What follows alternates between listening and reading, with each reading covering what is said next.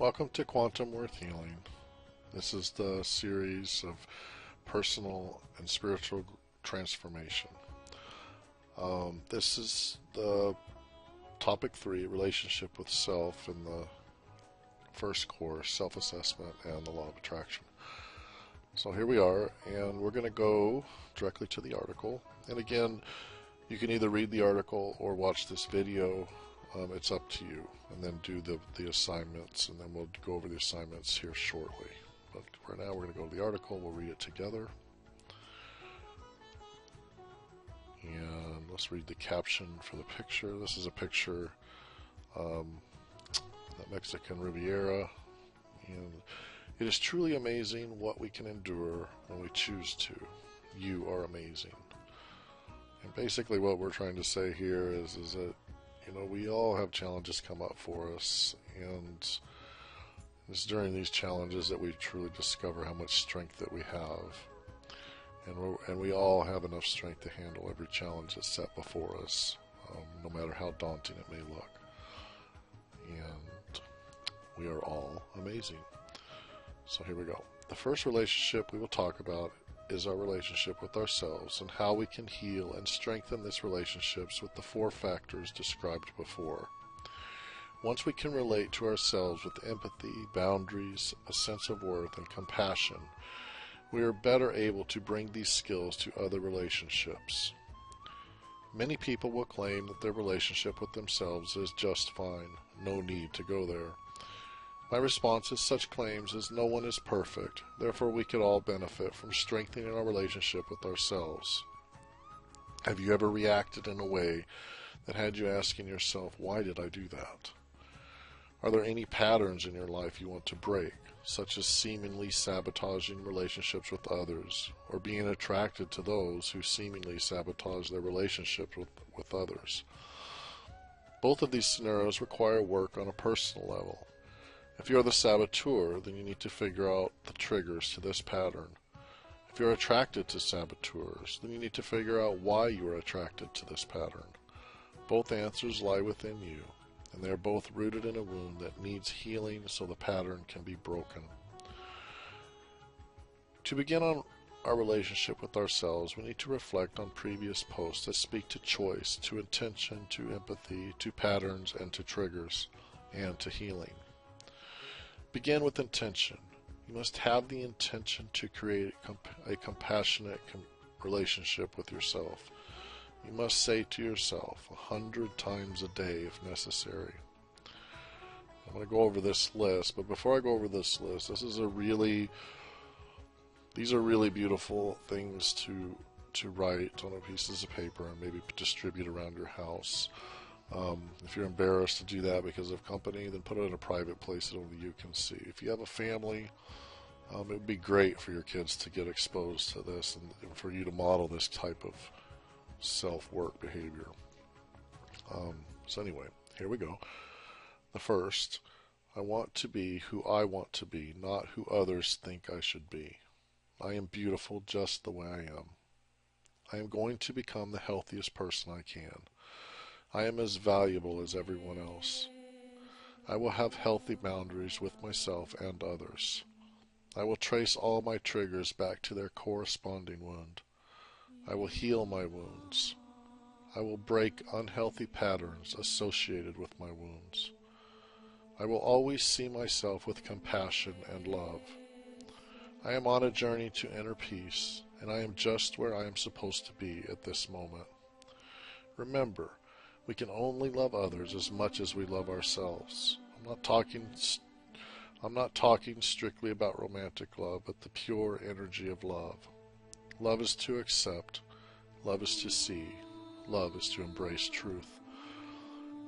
Now I'm going to just go over these 10 things very briefly.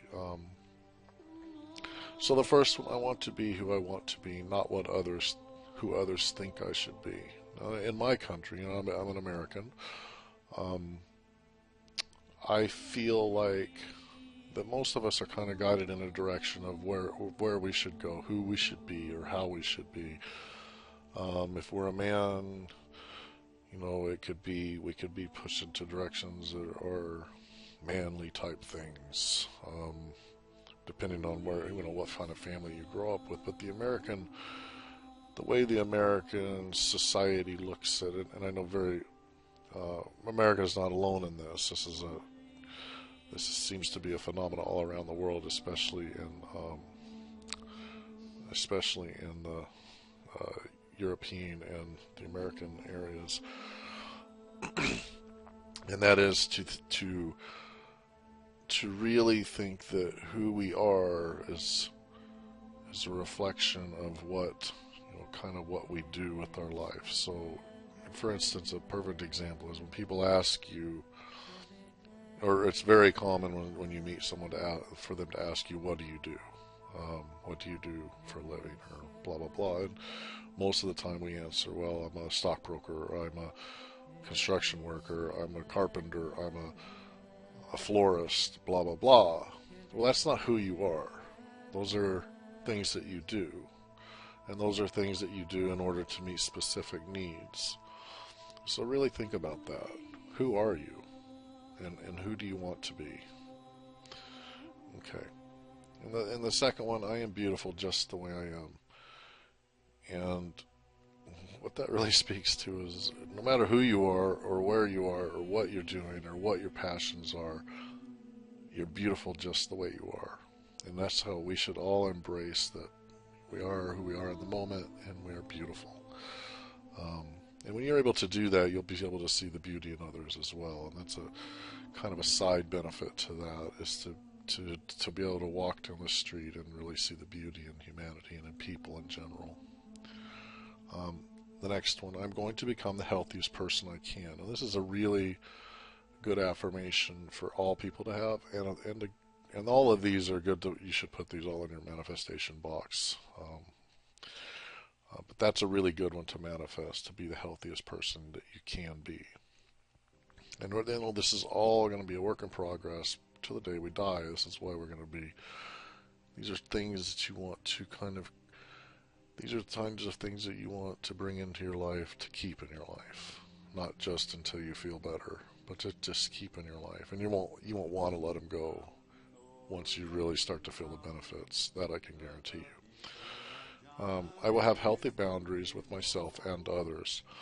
And boundaries is something we'll get into in much more depth later on.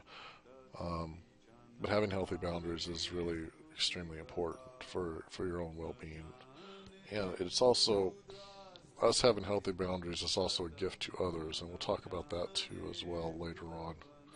A lot of people think that a boundary with another person is kind of an affront, a wall, or something where they can't cross.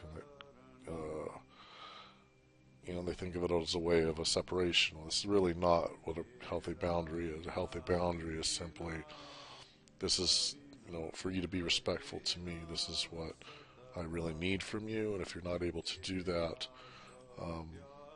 then we have to do this or that, or you come up with some things to make sure that your boundaries are honored.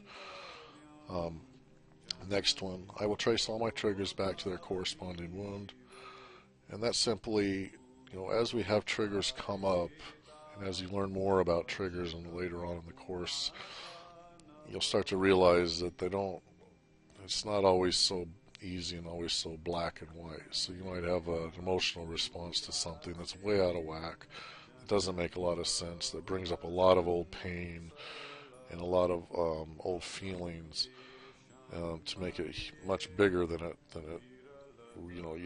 you would think it should be. So a lot of times when you're having that, then you got to trace back, well, where is the original wound? Because when we have a wound as a child, for instance, and we develop a strategy to deal with that, or we develop a strategy to try and meet a need or to cope with some pain, then typically the strategy, when it's an unhealthy strategy, the strategy involves pushing it back down. So when those are triggered up, it's coming back up, and then if we push it back down, we're pushing it back down with a little bit extra. So each time it's triggered and pushed down, you're pushing a little bit more down there. So it gets bigger and bigger and bigger. Of course, we don't want to do that, and what we're going to learn is how to not push back down, how to develop healthy strategies that involve processing and letting go. The next one, I will heal my wounds. And that's just an affirmation that you're going to stick to it and heal your wounds, whatever they may be. And we all have wounds. I don't think it's possible to live in our world without someone having wounds or someone feeling and experiencing pain. And if we don't know how to process it, we store it. So we want to learn how to process it. The next one, I will break unhealthy patterns associated with my wounds. And again, we just kind of talked about that a little bit. So we're going to figure out how to break these and reprogram. The next one, I will always see myself with compassion and love. This is actually very important. And it's really, for many, many people, develop guilt, they develop shame around things that they've done in the past or choices they've made, or even if they've been subjected to something, they might feel shame over it, or guilt. And shame and guilt are both really detrimental to us as a whole, but extremely detrimental if we're trying to heal. So really look at yourself with compassion and love. Whatever you've done, whatever choices that you made in the past, there was a reason behind it. Regardless if it was an extremely poor choice or not, there's still a reason behind it, and it has to do with your story. So really try to have compassion and love for yourself, and learn. You may not feel it right away, but the more you speak this affirmation, the more you verbalize it, say it out loud, the more you hear it, the more it's going to work its way into your subconscious and start to become who you are. And you want to be compassion, and you want to be love, because that's who we are in our normal status. And that has kind of been chipped away as we deal with the hardship and pain of the reality of our society. Is the last one, as I am on a journey to inner peace, and I am just where I'm supposed to be at this moment. And that kind of goes with the accepting, or always seeing yourself with compassion and love, and accepting yourself for who you are and where you are. We are where we are at this moment, and I don't care if you jump up and down, scream, cry, throw a fit, throw rocks through the window. You can do whatever you want to do, and that's not going to change. At this moment, you are where you are.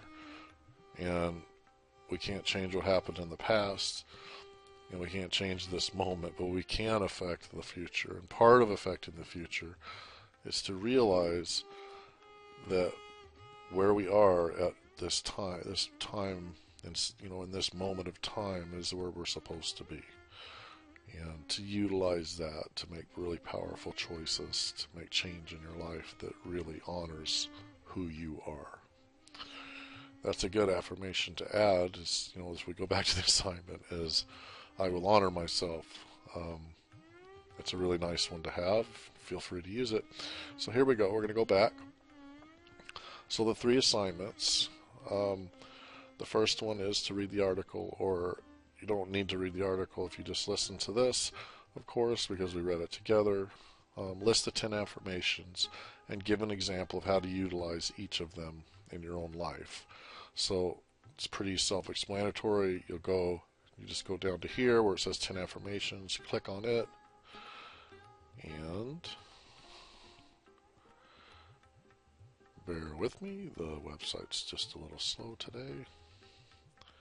So here we are, and there's their instructions right there, but just rather than start a whole new discussion, just hit reply, and list your affirmation. You can just number them 1, whatever it was exactly. Let's just go back to it real quick. I want to be who I want to be, not who others think I should be. So you would list that, and then give an example of how you could utilize that. So let's go back. And then you just keep going all through till you get through all 10 of them.